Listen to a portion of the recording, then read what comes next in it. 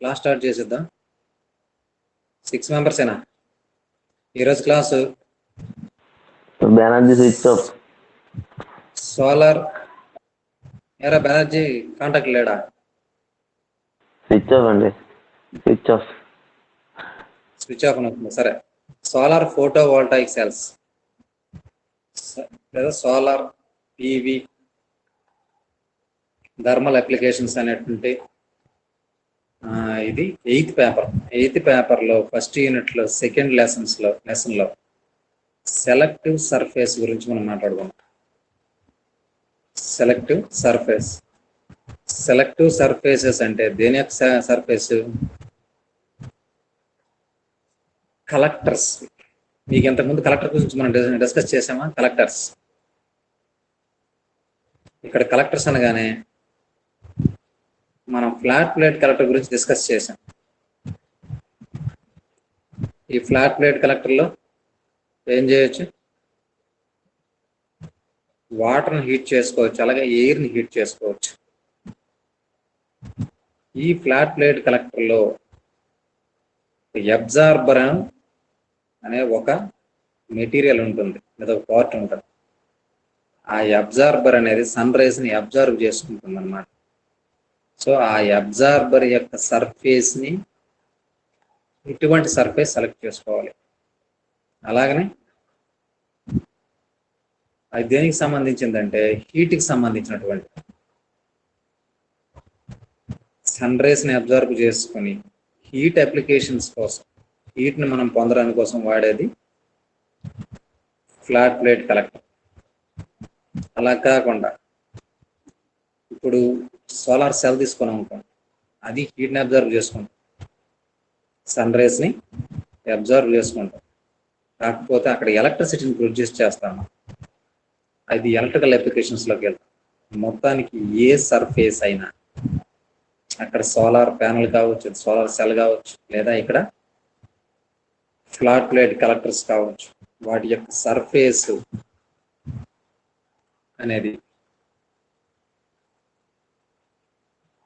ఏ విధంగా ఉండాలి అనేది ఈ లెసన్లో మనం డిస్కస్ చేద్దాం.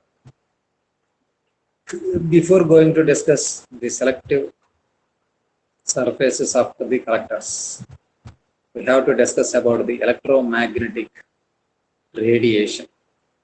ఇది మీరు లోయర్ క్లాసుల్లో నుండి ప్రతి సందర్భంలో నేర్చుకుంటూ వచ్చింది. ఎలక్ట్రోమాగ్నెటిక్ రేడియేషన్ అంటే ఏంటి? మీరు చూడండి, 10th class text book 10th క్లాస్లో ఫిజిక్స్ నుండి స్టార్ట్ అయిపోతుంది. అదే ఐసిఎస్ సిబిఎస్ సిలబస్లకి అయితే ఈవెన్ 7th క్లాస్ నుండి ఎలక్ట్రోమాగ్నెటిక్ రేడియేషన్ అంటే ఏంటి, దానికి వేవ్ లెంగ్త్, ఫ్రీక్వెన్సీలు ఎలా ఉంటాయని డిస్కస్ చేయడం జరుగుతుంది. ఆ విషయాన్ని ఇక్కడ మనం డిస్కస్ చేసి నెక్స్ట్ సెలెక్టివ్ సర్ఫేస్ లోపలికి వెళ్దాం.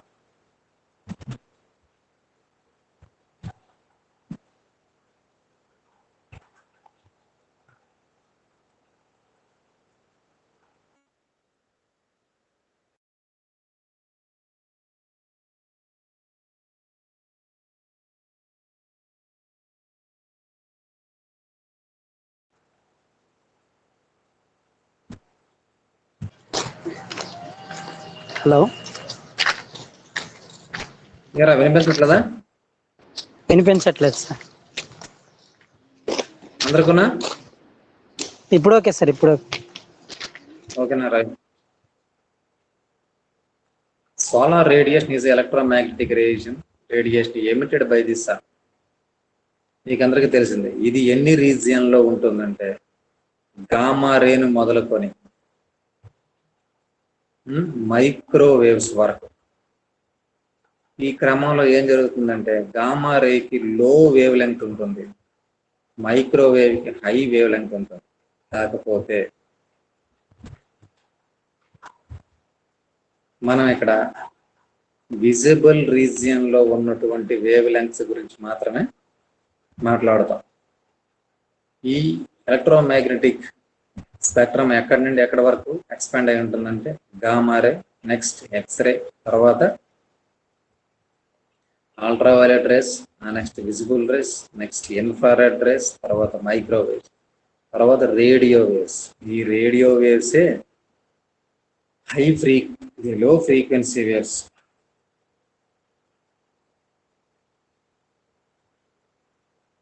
This is because the wavelength of solar spectrum also corresponds to the different energy levels. Energy levels అని ఎందుకు అంటున్నామంటే ల్యాంబడా చేంజ్ అయిపోయింది అనుకోండి. Lambda change means wavelength change అయిందంటే ఫ్రీక్వెన్సీ చేంజ్ అయిపోతుంది. ఫ్రీక్వెన్సీ చేంజ్ అయిందంటే ఎనర్జీ చేంజ్ అయిపోతుంది. కారణం ఈజ్ ఈక్వల్ టు పిచ్ న్యూ కనుక. సో డిఫరెంట్ ఎనర్జీ లెవెల్స్లో ఈ ఎలక్ట్రోమాగ్నెటిక్ రేడియేషన్ అనేది ఫిక్స్ అయి ఉంటుంది. The visible range of electromagnetic radiation is most particularly useful for humans. Different రీజియన్స్లో అది డిస్ట్రిబ్యూట్ అయి ఉన్నప్పటికీ విజిబుల్ రీజియన్లో ఉన్నటువంటి ఎలక్ట్రోమాగ్నెటిక్ రేడియేషన్ అనేది హ్యూమన్ బీయింగ్స్ మోస్ట్ యూస్ఫుల్ అయినటువంటి. Next, short wave length radiation has hire energy levels. ఇది ఆల్రెడీ మీకు తెలిసిందే. షార్ట్ వేవ్ లెంగ్త్స్ అంటే ఎక్కువ వేవ్ లెంగ్త్ ఉంటే ఎక్కువ ఫ్రీక్వెన్సీ ఉంటుంది, మీన్స్ ఎక్కువ ఎనర్జీ ఉంటుంది than long wavelengths. This is briefly about the electromagnetic radiation.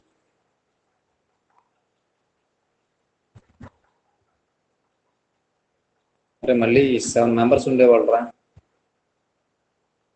ఎంతమంది తగ్గిపోయారు అప్పుడే?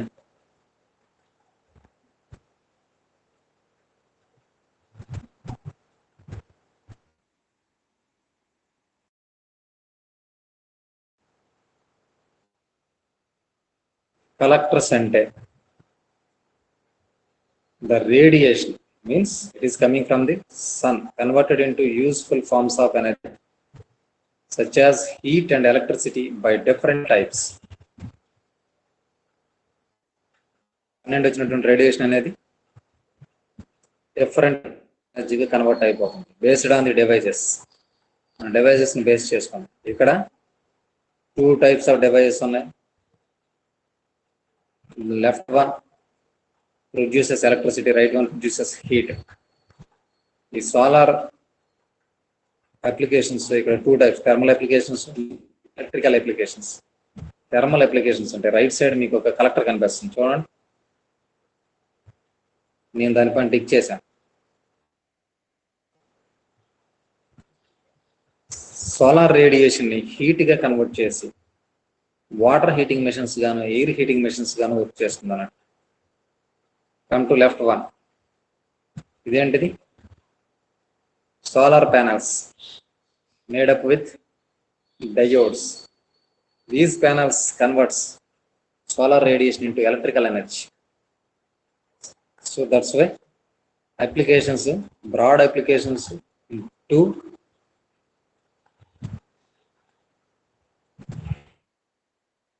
first one is thermal applications.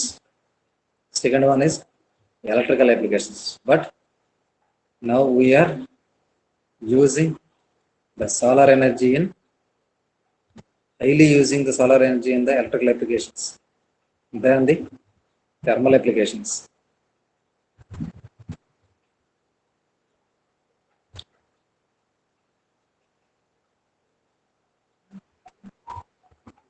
Selective surfaces లోకి వెళ్ళే ముందు ఒకసారి ఫ్లాట్ ప్లేట్ కలెక్టర్ గురించి డిస్కస్ చేసి వెళ్దాం. అది ఎందుకంటే దాన్ని బేస్ చేసుకుని ఈ చాప్టర్ అంతా చెప్పాల్సి ఉంటుంది. అక్కడ అబ్జార్బర్ కాన్సెప్ట్ ఉంటుంది. ఆ అబ్జార్బర్ అనేది ఎటువంటి సర్ఫేసెస్ని కలిగి ఉండాలి అన్న దాని మీద ఆధారపడి ఉంటుంది కనుక ఒకసారిగా ఫ్లాట్ ప్లేట్ కలెక్టర్ అంటే ఏంటి, దానిలో ఉన్నటువంటి పార్ట్స్ ఒకసారి చూసేసుకున్నాం.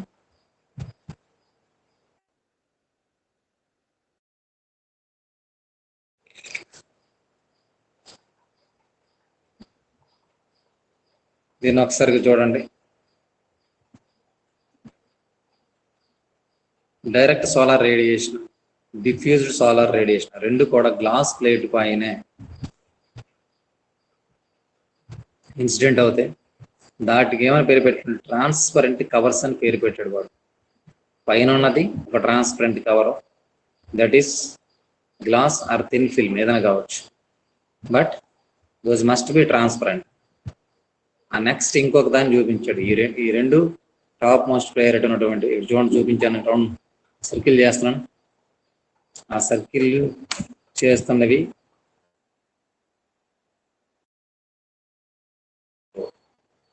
ఆ రెండు కూడా ట్రాన్స్పరెంట్, వాటి క్రింద ఉన్నటువంటిది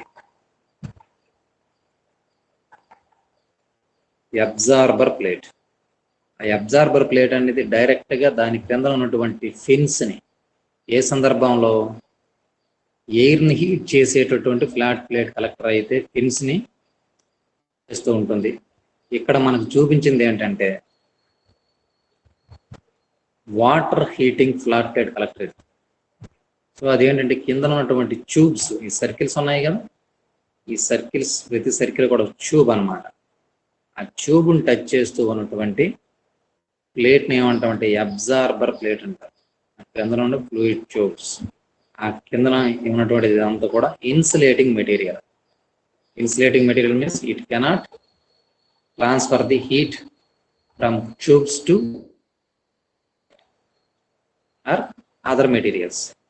ఆ ట్యూబ్స్ నుండి ఎన్విరాన్మెంట్ కానీ ఎటువంటి హీట్ ట్రాన్స్ఫర్ ని చేయకుండా కిందన కన్స్ట్రక్ట్.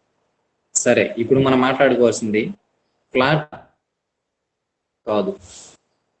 ఇది ఆల్రెడీ ఇంతకు ముందు క్లాసుల్లో మీకు దేని గురించి చూడండి, హీట్ విత్ సెలెక్టివ్ కోటింగ్. ఇక్కడ ఒక హీట్ అబ్జార్బర్ ప్లేట్ ఉంది ఈ ట్యూబ్స్. ఆ హీట్ అబ్జర్బర్ గురించి మాట్లాడుతాం. అది తయారు చేయబడుతుంది. సరే, దానిపైన సర్ఫేస్ అనేది ఎలా ఉంటుంది, అది మోస్ట్ ఇంపార్టెంట్ అండి. దాని గురించి ఇప్పుడు డిస్కస్ చేద్దాం.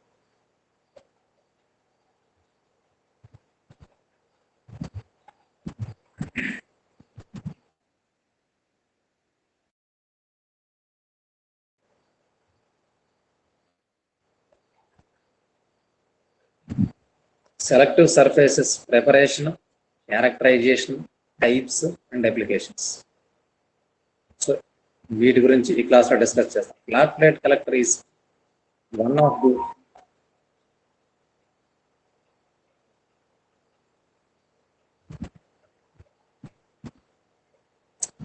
flat plate collector is one of the important solar energy devices which use air or water heat.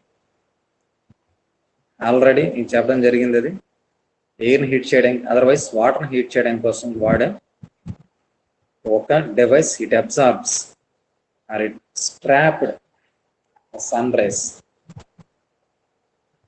Absorber plate surface which provides high absorptivity for incoming solar radiations and low emissivity for outgoing solar radiation is termed as selective surface. Selective surface ఇక్కడ define చేయడం జరిగింది. Very simple. ఏ మెటీరియల్కి అయితే absorption లేదా అబ్జార్బివిటీ ఎక్కువగా ఉండాలి, emissivity తక్కువగా ఉండాలి. అబ్జార్బివిటీ అంటే ఏంటి, ఎమిసివిటీ అంటే ఏంటి? అబ్జార్బివిటీ అంటే ఒక పర్టికులర్ టైంలో యూనిట్ సర్ఫేస్ ఏరియా ఎంత ఎనర్జీ సోలార్ రేడియేషన్ని లేదా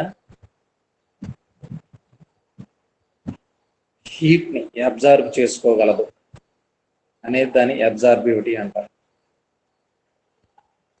ఎమిసివిటీ అంటే ఒక యూనిట్ టైంలో యూనిట్ సర్ఫేస్ ఎంత ఎనర్జీని రేడియేట్ చేస్తుంది, ఎంత ఎనర్జీని లిబరేట్ చేస్తుంది, ఎంత ఎనర్జీని ఎమిట్ చేస్తుంది అని చెప్పడాన్ని ఎమిసివిటీ అంటాం.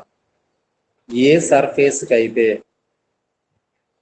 హై అబ్జార్బివిటీ, లో ఎమిసివిటీ కెపాసిటీ ఉంటుందో లేదా క్యారెక్టర్ ఉంటుందో అటువంటి మెటీరియల్ సర్ఫేస్లన్నింటినీ కూడా సెలెక్టివ్ సర్ఫేసెస్ అంటారు. ఎందుకంటే సోలార్ రేడియేషన్ పడిన తర్వాత మీకు ఆల్రెడీ ఒక ఫ్లాట్ ప్లేట్ కలెక్టర్ని ఎగ్జాంపుల్గా చెప్పడం జరిగింది. సోలార్ రేడియేషన్ దాని మీద పడిన వెంటనే మళ్ళీ ఎమిట్ అయిపోయింది అనుకోండి, క్రింద ఉన్న ట్యూబ్స్కి ఎటువంటి హీట్ని ట్రాన్స్ఫర్ చేయలేదు. హీట్ని ట్రాన్స్ఫర్ చేయాలంటే దానికి అబ్జార్ప్షన్ కెపాసిటీ ఎక్కువ ఉంటూ ఎమిషన్ కెపాసిటీ అనేది తక్కువగా ఉండాలి. ఆ సందర్భంలో మాత్రమే దాన్ని అబ్జార్బ్ చేసుకున్నటువంటి హీట్ని క్రింద ఉన్న ట్యూబ్స్కి ట్రాన్స్ఫర్ చేస్తుంది. ట్యూబ్స్కి ట్రాన్స్ఫర్ చేయడం మీన్స్ ట్యూబ్లో ఉండే వాటర్కి ట్రాన్స్ఫర్ చేస్తుంది. అదర్వైజ్ మనం అక్కడ ఫిన్స్ యూజ్ చేసినట్లయితే ఇన్స్టెడ్ ఆఫ్ ట్యూబ్స్ దాని అండర్లో ఉన్నటువంటి లేదా ఫిన్స్ మధ్యలో ఉన్నటువంటి ఎయిర్కి తన యొక్క హీట్ని ట్రాన్స్ఫర్ చేస్తుంది అన్నమాట.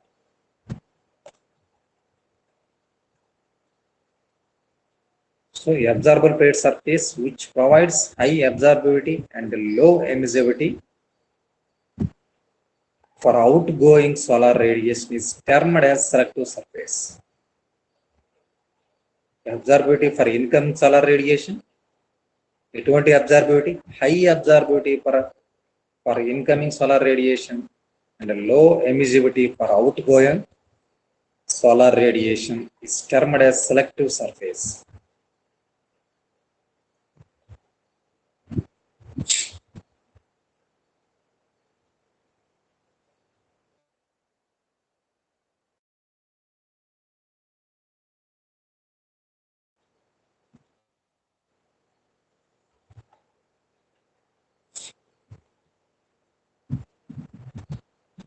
Such surface offers a cost-effective way to increase the efficiency of solar thermal collectors by providing high solar absorbance alpha in the visible and near infrared spectrum, that is 0.3 to 2.5 micrometers, and the low emittance in the infrared spectrum 2 to 20 micrometers to reduce thermal losses.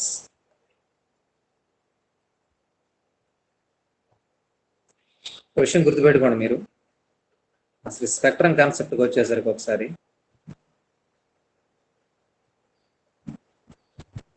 Visible రీజియన్స్లో number of applications ఉన్నాయని చెప్పిస్తాను. Electromagnetic రేడియేషన్స్లో ఒకసారి మిగతావన్నీ మర్చిపోండి. ఎక్కడి నుండి start అవుతుందంటే radioactive waves వరకు మొత్తం spectrum అనేది డిస్ట్రిబ్యూట్ అయి ఉంది.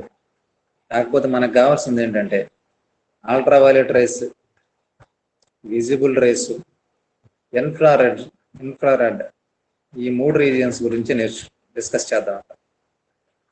ఎస్పెషల్లీ విజిబుల్ రీజియన్ యొక్క వేవ్ లెంగ్స్ ఎలా ఉంటాయంటే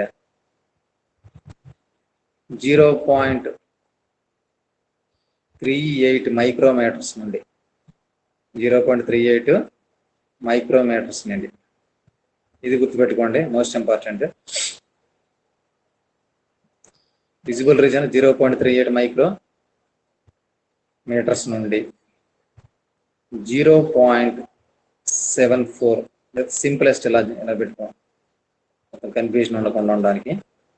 ఇది మోస్ట్ ఇంపార్టెంట్ కాన్సెప్ట్. ఇది మీరు ఎక్స్ప్లెయిన్ చేయాల్సి ఉంటుంది కూడా. మనం దేని గురించి మాట్లాడతాం? 3 గురించి మాట్లాడతాం. అల్ట్రావైలెట్ గురించి, విజిబుల్ గురించి, ఇన్ఫ్రారెడ్ గురించి. యూ అంటే అల్ట్రావైలెట్ అనుకోండి, వి అంటే విజిబుల్ అనుకోండి, ఏంటి ఇన్ఫ్రారెడ్ అనుకోండి. అల్ట్రావైలెట్ ఇన్ఫ్రారెడ్ పక్కన పెడితే విజిబుల్ రీజన్ గురించి మాట్లాడదాం.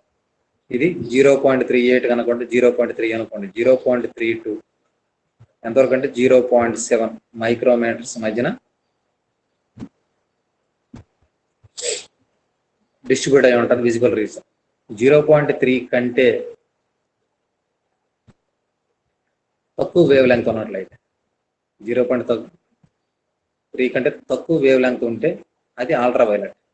0.7 కంటే ఎక్కువ వేవ్ లెంగ్త్ ఉంటే అది ఇన్ఫ్రారెడ్. ఇన్ఫ్రారెడ్ మళ్ళీ 3 టైప్స్.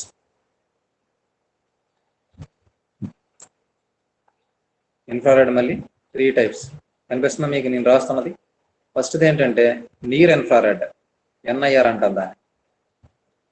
తర్వాతది మిడిల్ ఇన్ఫ్రారెడ్, మధ్యలో ఉంటుంది, అది MIR. Next far infrared, FIR. Near infrared ఎక్కడ ఉంటుంది? ఈ 0.7కి దగ్గరలో ఉంటుంది. లేదా విజిబుల్ రీజియన్కి ఇమ్మీడియట్ నెక్స్ట్ రైట్ సైడ్ ఉండేది నియర్ ఇన్ఫ్రారెడ్, తర్వాత వచ్చేది మిడ్ ఇన్ఫ్రారెడ్, తర్వాత వచ్చేది ఫార్ ఇన్ఫ్రారెడ్. ఫార్ ఇన్ఫ్రారెడ్ అని ఎందుకు పేరు పెట్టామంటే ఇన్ఫ్రారెడ్ లో చివరిలో ఉంటుంది, దట్టు విజిబుల్ రీజియన్ అండి లాంగెస్ట్ ఉండేది కనుక ఫార్ ఇన్ఫ్రారెడ్ అని పేరు పెట్టడం జరిగింది. సరే, ఇక్కడ విషయం ఏంటంటే ఇక్కడ ఎమిసివిటీ, అబ్జార్బివిటీ గురించి స్పష్టమైన కాన్సెప్ట్ మనకు ఉండాలి. దాని యొక్క వేవ్ లెంగ్త్స్ ఎలా ఉండాలి అనే దానికోసం చెప్పడం జరుగుతుంది కనుక selective surfaces offers a cost-effective way to increase the efficiency of solar thermal collectors by providing high solar absorbance alpha. ఈ అబ్జార్బెన్స్ ని ఆల్ఫాతోను, ఎమిసివిటీని ఇప్సిలాన్తోనూ ఇండికేట్ చేస్తాం ఇన్ జనరల్. అయితే సెలెక్టివ్ సర్ఫేసెస్ ఆ అబ్జార్బెన్స్ అనేది ఆల్ఫా అనేది ఎక్కడెక్కడ ఉంటుందంటే ఏ రీజియన్లో ఉంటుందంటే అది అబ్జర్వ్ చేసుకునేటటువంటి ఆ రేడియేషన్ వేవ్ లెంగ్త్ అనేది 0.3 నుండి 2.5 మైక్రోమీటర్స్ వరకు ఉంటుంది. 0.3 మైక్రోమీటర్స్ నుండి 2.5 మైక్రోమీటర్స్. ఇందులో 0.3 నుండి 0.7 వరకు ఉండేది మొత్తం దేనిలోదంటే విజిబుల్ రీజియన్లోకి వచ్చేసింది. 7 తర్వాత 0.7 తర్వాత వచ్చేది అంతా కూడా నియర్ ఇన్ఫ్రారెడ్ లో వెళ్ళిపోతుంది అన్నమాట. అందుకోసం స్పెషల్గా ఏం చెప్తున్నానంటే alpha in the visible and near infrared spectrum. అదే లో ఎమిటెన్స్. లో ఎమిటెన్స్ అంటే ఇంతకుముందు అబ్జర్వ్ ప్లేట్ గురించి చెప్పాను మీకు. సోలార్ ఫ్లాట్ ప్లేట్ కలెక్టర్లో దానిలో ఆ అబ్జార్బర్ ప్లేట్ యొక్క ఎమిసివిటీ అంటే అది అబ్జర్వ్ చేసుకున్న సోలార్ రేడియేషన్ని బయటికి ఎంత సోలార్ రేడియేషన్ విడిచిపెడుతుందంటే ఎంత అబ్జర్వ్ చేసుకుందో దానిలో చాలా తక్కువ అమౌంట్ ఆఫ్ రేడియేషన్ మాత్రమే అది ఎమిట్ చేయాల్సిన అవసరం ఉంది. So in the infrared spectrum 2 to 20 micrometers to reduce thermal losses. Selective surface ఎలా ఉండాలంటే దాని ఆల్ఫా అనేది విజిబుల్ మరియు నియర్ ఇన్ఫ్రారెడ్ రీజియన్ లో ఉండాలి. దాని ఎప్సిలాన్ అనేది మిడ్ ఇన్ఫ్రారెడ్ కానీ ఫార్ ఇన్ఫ్రారెడ్ రీజియన్ లో కానీ ఉండాలి. అలా ఉన్నట్లయితే ఆ సర్ఫేస్ అనేది సెలెక్టివ్ సర్ఫేస్. అక్కడ ఉండడం మీన్స్ దాని యొక్క రేడియేషన్ అనేది అది రిలీజ్ చేసిన రేడియేషన్ కానీ అబ్జర్వ్ చేసుకున్న రేడియేషన్ కానీ నేను ఏ లిమిటేషన్స్ మధ్యలో ఉండాలని చెప్పానో ఆ లిమిటేషన్స్ లో ఉండమని అర్థం.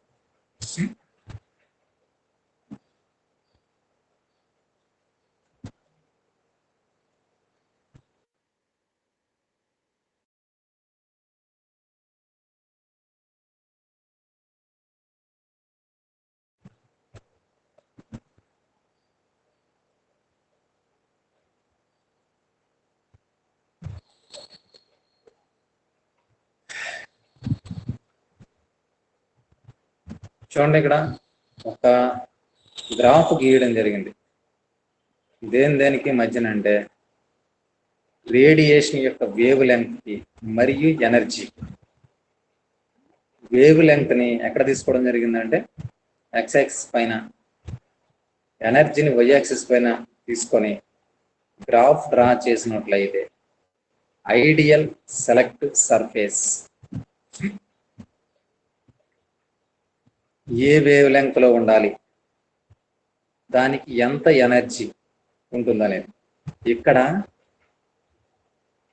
ఎమిసివిటీ, అబ్జార్బివిటీ రెండు ఈక్వల్ అయిన కేసుల్లో వేవ్ లెంగ్త్ ఎంత ఉంటుందనేది ఈ గ్రాఫ్ లో చూపించడం జరిగింది. High absorbance for solar spectrum range 0.2 to 2.5 micrometres and లో ఎమిటెన్స్ for the spectrum.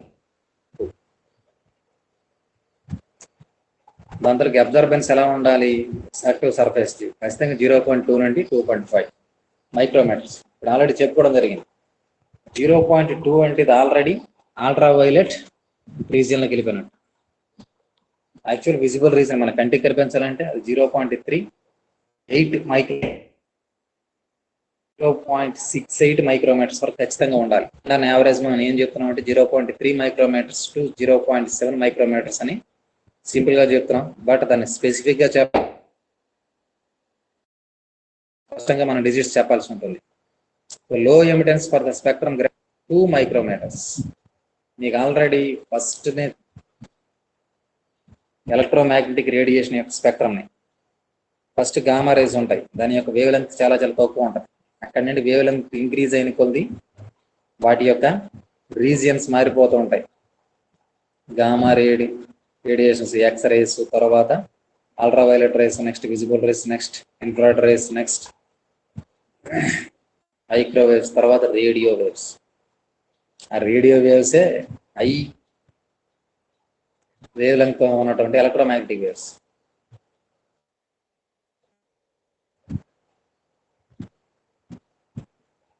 Zero 2.5 micrometres లో అది హై అబ్జార్బెన్స్ కి. నెక్స్ట్ లో ఎమిటర్ కి greater than 2 micrometres. Coating should be easily applicable. Coating must be economic. Surface కి coat చేయడం అనేది కొన్ని సర్ఫేసెస్ కొన్ని కోటింగ్స్ ని వాటిని సెపరేట్ చేస్తుంటాయి. కొన్ని మెటల్స్ వాటిపైన వేసిన కోటింగ్ సెపరేట్ అయిపోతుంది. అలా కాకుండా కోటింగ్ ఖచ్చితంగా అప్లికేబుల్ అవ్వాలి. అట్ ద సేమ్ టైం ఎకనామికల్గా ఉండాలి. లో కాస్ట్లో మనకి అవైలబుల్ అయ్యేటట్టు ఉండాలి. Characteristics of desired for an ideal selective surface. Alpha lambda is equal to epsilon lambda is equal to 1. For a wavelength lambda is less than 4 micrometers.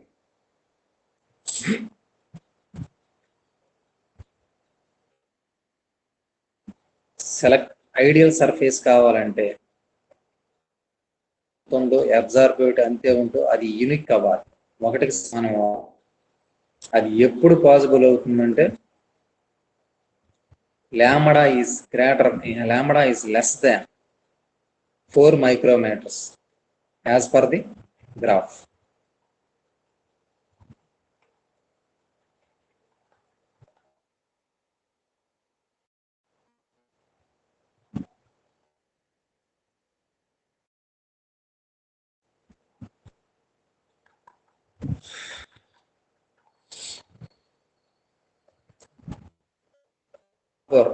Introduced the use of the spectrally selective surface for the solar collectors, and some type of selective surfaces have been developed since and then.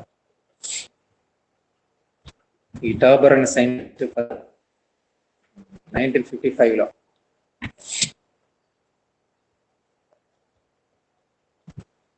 ఆయన selective surface ని introduce చేయడం జరిగింది.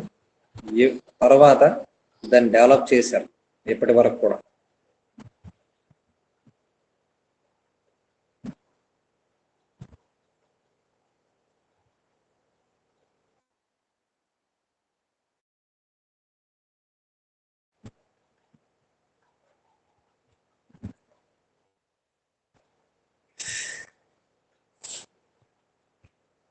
These are the various type of absorbers surfaces noted below, namely intrinsic absorbers, particulate coatings, coating, semiconductor, optical trapping, multi-layer thin films, transparent heat reflectors, transparent heat reflecting and conducting coatings, quantum size effects. సాధారణంగా ఇంతకు ముందు మనం చెప్పుకునేటట్టు high అబ్జార్బివిటీ, లో emissivity ఉన్నటువంటి సర్ఫేస్ని తీసుకోండి. సర్ఫేస్ని డైరెక్ట్గా material నుండి తీసుకోవచ్చు, లేదా కొన్ని మెటల్స్ పైన వేరే కోటింగ్ ద్వారా కూడా వాటి మన అందుకోసం వాడు ఇక్కడ కోటింగ్స్ గురించి చెప్పడం జరిగింది, డైరెక్ట్గా మెటల్స్ గురించి కూడా చెప్పడం జరిగింది. ఫర్ ఎగ్జాంపుల్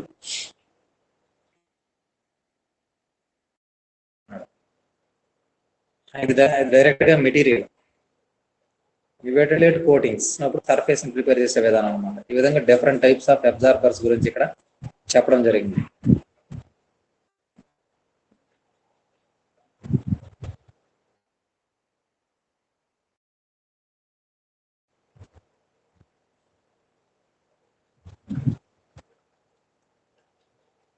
అయితే ఆ selective surface metals are by coating on the metals. తీసుకుని డైరెక్ట్ తయారు చేసుకోవచ్చు, లేదా కొన్ని మెటల్స్ పైన కోట్ చేయడం ద్వారా. అయితే what are the methods coat or prepare the selective surface?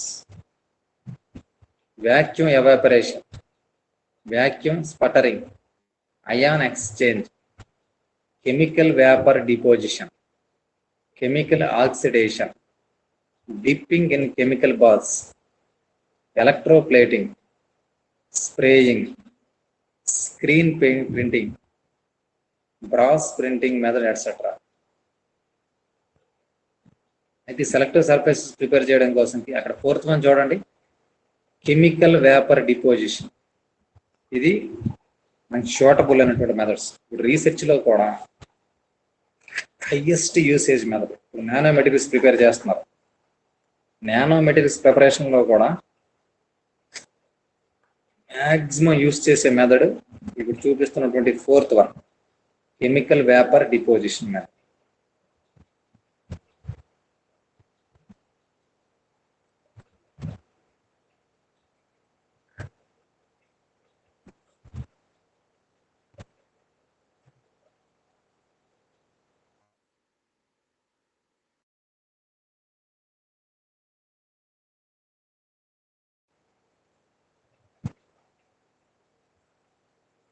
Surface layer of copper oxide and nickel block were first selective surfaces found to be suitable for practical use.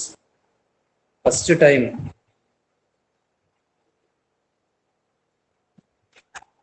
Flat plate కలెక్టర్లో కానీ,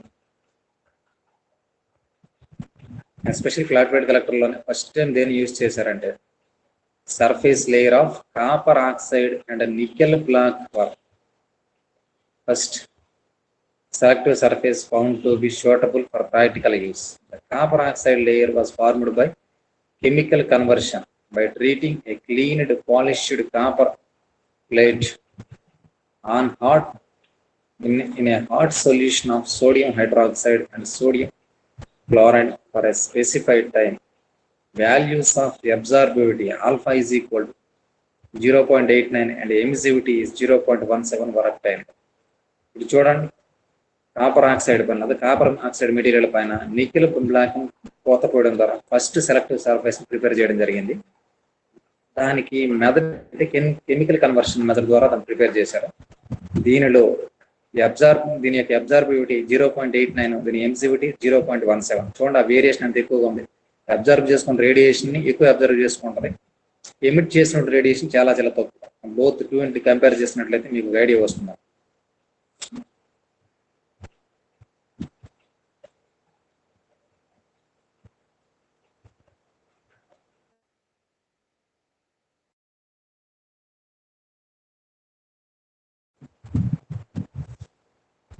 The nickel black surface was developed and commercialized by the Tabor Group in 1964. Coating was prepared by the electroplating method on the galvanizing iron sheet. Values of alpha is equal to 0.81 and E is equal to 0.16 to 0.18 were obtained. చూడండి, different types of selective surfaces తయారు చేశారు. దేనంటే nickel black తో ఆ surface అనేది prepare చేయడం జరిగింది. But internal గా వాడేటటువంటిది మాత్రం కాపరే. అయితే నికెల్ బ్లాక్ దాని మీద ఎలా కోట్ చేశారంటే గాల్వనైజింగ్ మెథడ్ కానీ, లేదా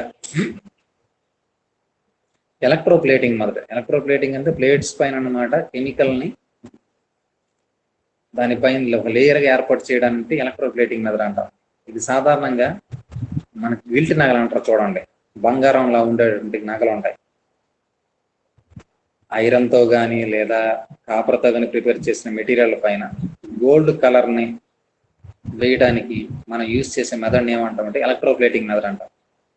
ఆ ఎలక్ట్రోప్లేటింగ్ మెథడ్ ను వాడి కానీ, లేదా galvanised iron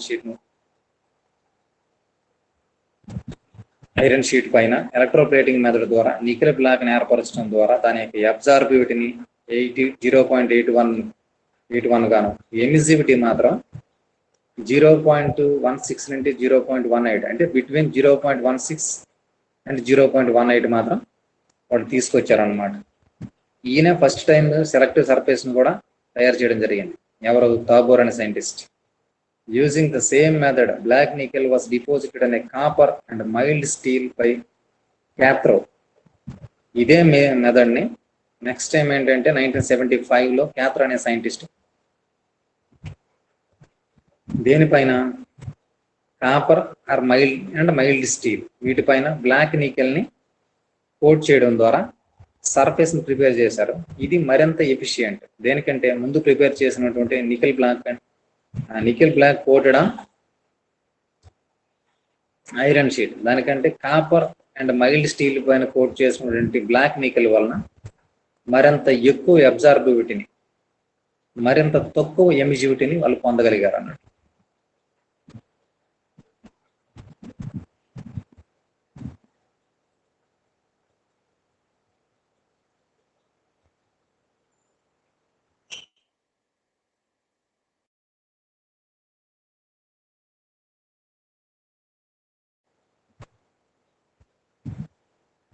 One of the most successful selective surface developed so far is black chrome. It has been extensively investigated and recommended even for a high temperature application. ఆ black nickel కంటే black chrome coat చేయడం వలన మరింత ఎక్కువ ఎఫిషియెంట్గా ఉన్నటువంటి సర్ఫేసెస్ని అవి కూడా ఎటువంటి టెంపరేచర్ని తట్టుకోగలంటే వెరీ హై టెంపరేచర్స్ అప్లికేషన్స్ని రికమెండ్ చేసేటటువంటి సర్ఫేస్ని ప్రిపేర్ చేయడం జరిగింది. This coating is a metal dielectric composite consist of chromium oxide layer over the chromium particles composite. CrO3 యొక్క మెటీరియల్ పైన, మెటల్ సర్ఫేస్ పైన క్రోమియం ఆక్సైడ్ యొక్క లేయర్ని పోతపోయడం ద్వారా హై టెంపరేచర్ తట్టుకునేటటువంటి సెలెక్టివ్ సర్ఫేసెస్ ప్రిపేర్ చేయడం జరిగింది. It is prepared by electroplating on a plated copper steel base. నేను ఎవరు ప్రిపేర్ చేశారంటే మెక్డొనాల్డ్ అనే సైంటిస్ట్ 1975లో. The reported values are alpha is equal to 0.868 and the emissivity 0.088. ఇది చాలా తక్కువ. ఇంతకుముందు చెప్పుకున్న వాటి అంటే ఈ బ్లాక్ క్రోమియం అనేది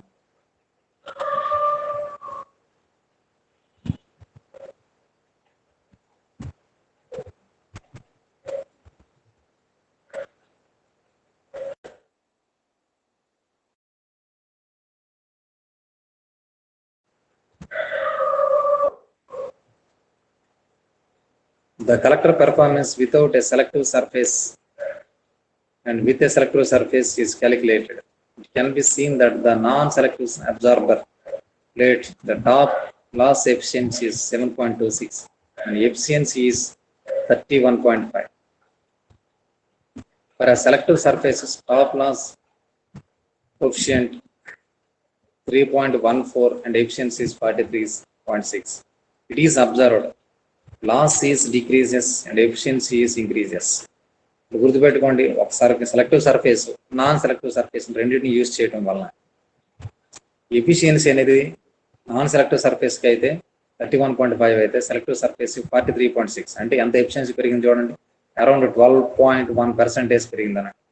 అదే లాస్, టాప్ లాస్ అంటే దానికి ఎనర్జీ లాస్ అవుతూ ఉంటుంది. లాస్ అనేది నాన్ సెలెక్టివ్ సర్ఫేస్కి 7.26 అయినట్లయితే కోఎఫిషియంట్ అనేది సెలెక్టివ్ సర్ఫేస్ కి 3.14. It is observed the loss decreases and efficiencies increases. ఇది ఏం తెలియజేస్తుంది మనకి, లాస్ అనేది డిక్రీజ్ అవుతుంది, ఎఫిషియన్సీ అనేది ఇంక్రీజ్ అవుతుంది. సో మనకు కావాల్సింది కూడా లాస్ డిక్రీజ్ అయ్యి ఎఫిషియన్సీ ఇంక్రీజ్ ఉంటుంది.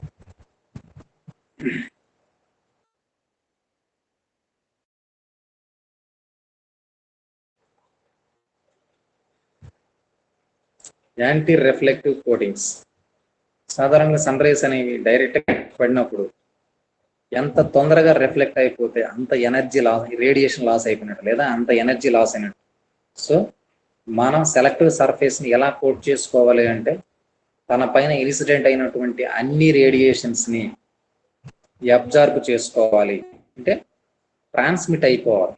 ట్రాన్స్మిట్ అవ్వాలి మీన్స్ రిఫ్లెక్షన్ ఉండకూడదు. సో రిఫ్లెక్షన్ తక్కువ చేసే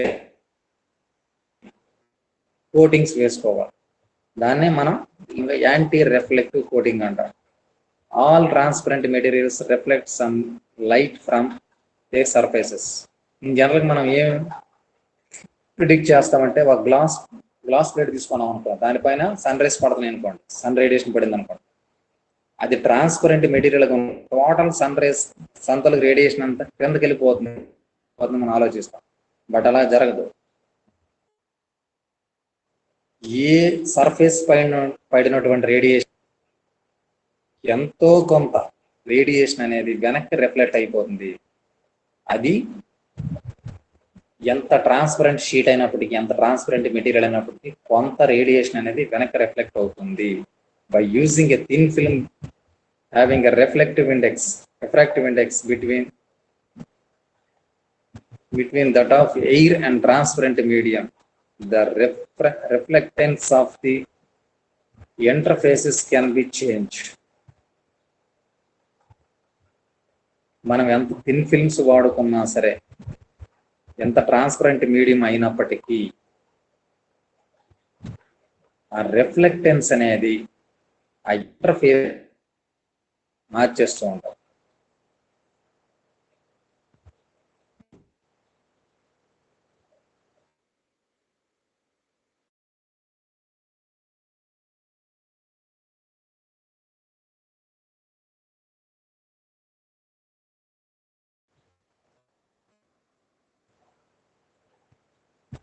Several inexpensive and durable processes have been developed in the past for treating a glass to reduce its reflectance by coating thin films of a transparent material having refractive index between the glass and air.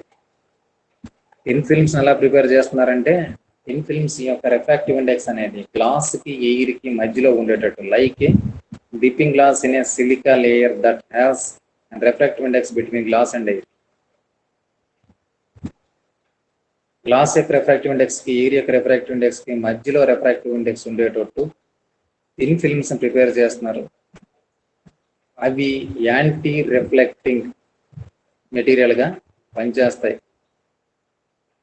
Next, the porous silica layer constitute the anti reflective coating. మనకు ఒక example కూడా ఇచ్చాడు. Silicon layer కలిగినటువంటి glass material యొక్క refractive index అనేది glass కి, air యొక్క refractive index కి మధ్యలో ఉంటుంది అన్నట్టు.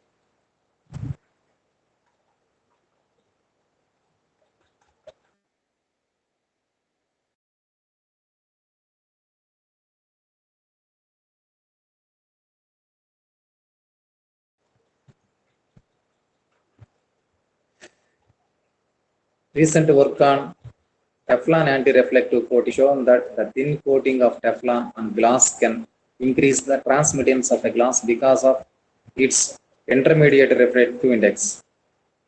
Recent గా టెఫ్లాన్ పని చేసినటువంటి వర్క్స్ ఏం తెలియజేస్తున్నాయంటే, టెఫ్లాన్ కూడా అది ఎలా చేశారు, గ్లాస్ అనేది దానిపైన టెఫ్లాన్ లేయర్ ని కోట్ చేశారు. ఆ టోటల్ సర్ఫేస్ అనేది, సర్ఫేస్ యొక్క రిఫ్రాక్టివ్ ఇండెక్స్ ఎలా ఉంటుందంటే, గ్లాస్ యొక్క రిఫ్రాక్టివ్ ఇండెక్స్ కి, ఎయిర్ యొక్క రిఫ్రాక్టివ్ ఇండెక్స్ కి మధ్యలో ఉంటుంది. This type of coating has long term outdoor durability. దీనికి ఇటువంటి కోట్ చేయబడినటువంటి సెలెక్టివ్ సర్ఫేసెస్ అనేవి లాంగ్ టర్మ్ అవుట్డోర్ డ్యూరబిలిటీని కలిగి ఉన్నాయి. లో reactance is achieved by the controlling the thickness. ఈ లో రిఫ్లెక్టెన్స్ అనేది achieved by the controlling the thickness. Control చేస్తుంది.